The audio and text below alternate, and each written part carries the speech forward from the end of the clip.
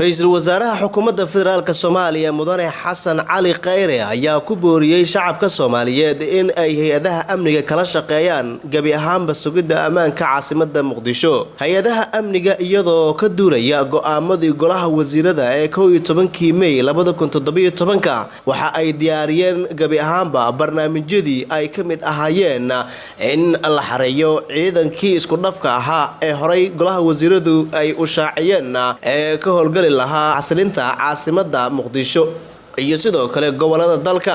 oo isugu jira booliis ciidamada xooga dalka nabad sugidda kuwaas oo leh markaasi talisyo kala duwan iyo hogaamiyayaal sida uu horay u sheegay Ra'iisul Wasaaraha dalka Mudane Xasan Cali Khayre waxa uu ka codsaday shacabka in ay gabi ahaanba kala shaqeeyaan laamaha